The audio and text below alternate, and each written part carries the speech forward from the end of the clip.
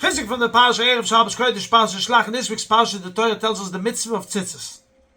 The mitzvah from tzitzis, a kind of psiltach, it has to be like a blue tzitzis.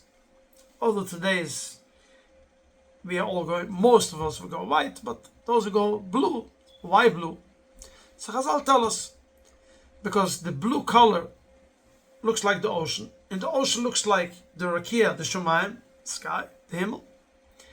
And this rakia is doimel kisa kovet, and it reminds us of the kisa kovet of Hashem.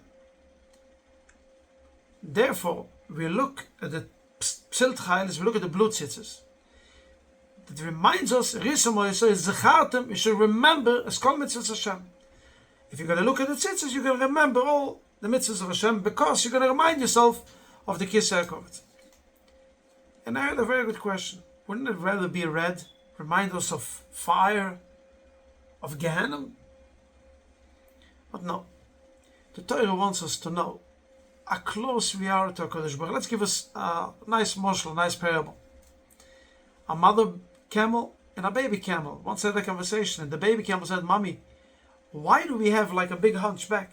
The mommy said, "Yes, because we have to travel in the desert for many, many, many days. That keeps us hydrated. We have enough water."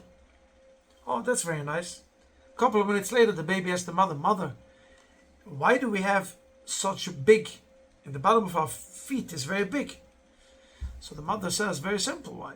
Because we go through deserts. The desert is a lot of sand. And if we're going to have thin feet, we're going to sink. Therefore, we have big feet in the bottom. And it helps us to get through the desert. Very nice. A couple of minutes later, "Mommy, why do we have big eyebrows, very big eyebrows?" So the mother says, because there's many sandstorms. And in a sandstorm, if we're not going to have this big eyebrows, it's going to go into our eyes. The eyebrows is protecting us that our eyes shouldn't get damaged. That's nice, Mommy. A couple of minutes later, the baby camel says, "Mommy, I have one question.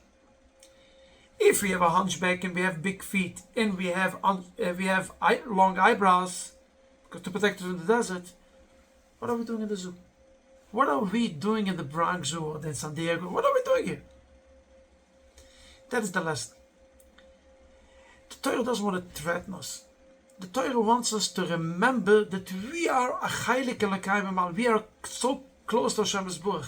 Look at your tzitzis and just remind yourself how close you are to HaKadosh Baruch Hu.